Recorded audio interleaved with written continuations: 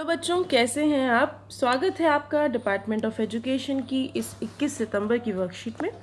जैसा कि आप देख सकते हैं, ये वर्कशीट क्लास 8th के लिए है और इंग्लिश की है और इसका नंबर 3 है, यानी कि ये इंग्लिश की 3rd वर्कशीट है। आज हम पढ़ने वाले हैं सुनामी के बारे में। अब आप सोच रहे होंगे टी से लिखा है, मैम सुनामी पढ़ रही है। अरे भाई, इसमें टी साइलेंट होता है। चलिए स्टार्ट करते हैं। During the lockdown period India was affected by some natural disasters. आपको पता है बहुत अर्थक्वेक्स आए थे और बाढ़ भी आई थी, बहुत जगहों पे फ्लड भी आया था। तो बता रखा है कि लॉकडाउन के टाइम पे इंडिया में बहुत तरह की नेचुरल डिजास्टर्स आई है। Look up the news for last 4-5 months and write the names of places, states where these natural disaster occurred। अब आपको बताना है, आपसे पूछा गया है कि न्यूज़पेपर देखो और बताओ भाई कहाँ पे क्या क्या चीज़ें आई। अर्थक्वेक कहाँ पे आया, फ्लड्स कहाँ पे आई, लैंडस्लाइड्स किधर पे आई, साइक्लोन्स किधर पे आए। तो ये लिखा है अर्थक्वेक आया है गुजरात एंड महाराष्ट्र में, फ्लड्स यानी कि बाढ़ आई है तेलंगाना में, लैंडस्लाइड्स आई है हुआ है केरला में और साइक्लोन आया है मुंबई में। ये मुंबई है। चलिए आगे देखते हैं। In this lesson, you will read about natural disaster tsunami. On 26th December 2004, a tsunami hit part of such India, such as the Andaman and Nicobar Island and Tamil Nadu coast for a few more countries. बोला है 2004 में tsunami आया था, 26 दिसंबर 2004 में। और tsunami ने क्या किया, जो अंडमान एंड निकोबार और तमिलनाडु का जो कोस्टल एरिया था, कोस्टल एरिया होता है जो समुद्र के किनारे वाला एरिया था, एंड कुछ और कंट्रीज़ में भी क्या किया था, वहाँ हिट किया था और वहाँ पे बहुत नुकसान पहुँचाया था। सुनामी, अब सुनामी क्या होती है। Tsunami is a very large and powerful wave caused by earthquake under the sea. जब सी के अंदर अर्थक्वेक आता है, भूकंप आता है, तो बहुत सारी जो वेव्स हैं वो उत्पन्न होती हैं, स्टार्ट होती हैं। और उन वेव्स को की वजह से जो पानी है, अब भाई ऑब्वियसली पानी में अगर पानी के अंदर अगर अर्थक्वेक आएगा तो पानी भी तो हिलेगा, वो वेव्स बहुत ज़्यादा अनकंट्रोल हो जाएंगी, तो उसको हम सुनामी कहते हैं।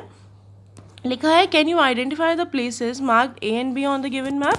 बोला है ए क्या है और ये बी क्या है। तो बेटा ये देखिए, जो ए है आपका, ए आपका तमिलनाडु का कोस्ट है और बी आपका अंडमान एंड निकोबार आइलैंड है। ये देखो, दो आइलैंड है हमारे पास, एक इधर की साइड है लक्षद्वीप और एक इधर की साइड है अंडमान एंड निकोबार। तो ये अंडमान निकोबार है और यहाँ पे तमिलनाडु पड़ता है आप लोगों का, तो ये तमिलनाडु का कोस्टल एरिया है।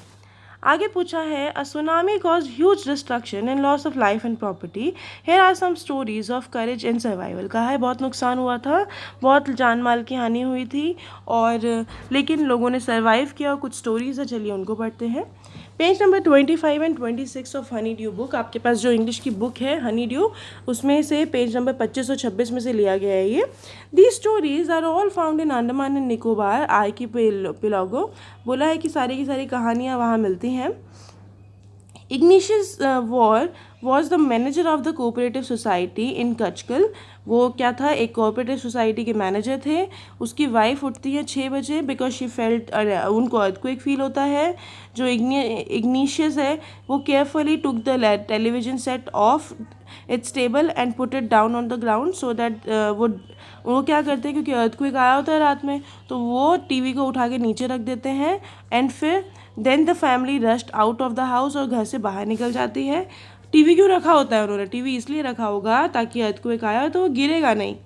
When the tremor stop they saw the sea rising, और जब जो अर्थक्वेक हल्का सा शांत हुआ तो उसके बाद उनको देखा कि भाई सी बढ़ रहा आगे की तरफ।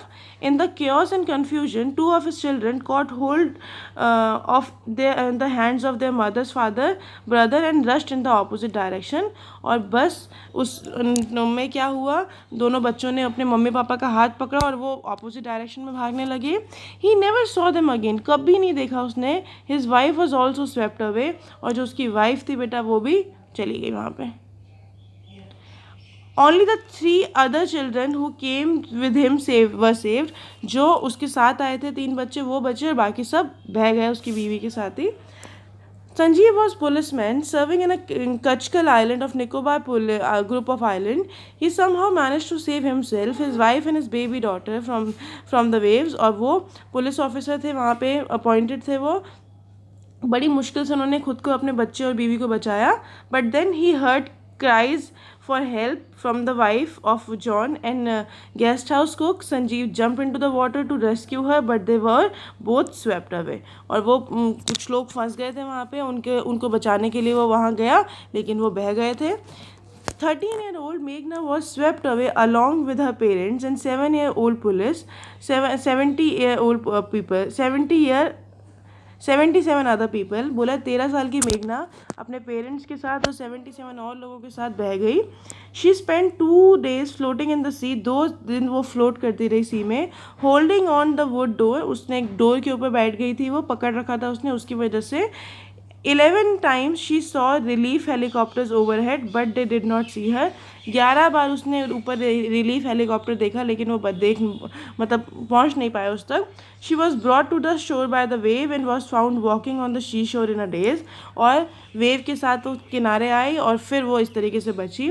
Now complete the sentences with the help of passage above. आपको कंप्लीट करना है ये. मेघना spent 2 days dash in sea. 2 days क्या किया उन्होंने? Holding a door in a sea. She saw dash overhead but they did not see her. तो हमने पढ़ा है 2 days floating in the sea. यहाँ पे आएगा floating in the sea. floating लिख दो बस यहाँ पे, floating. She saw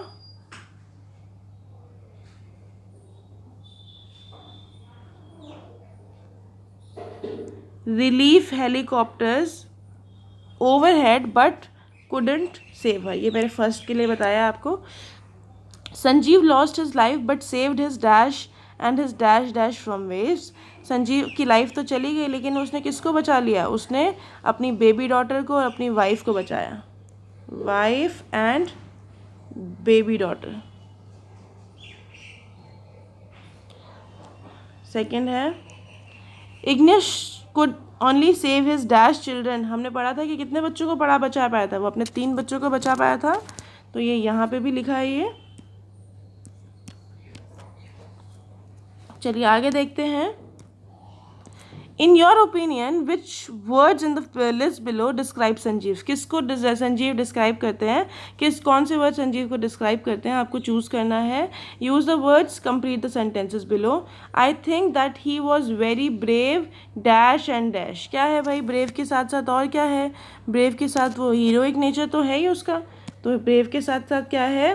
हीरोइक और सेल्फलेस है, दूसरों के बारे में सोचता है, अपने बारे में नहीं सोचता. लास्ट है find out the past tense of the verbs. Past tense लिखना है और दोबारा लिखना है.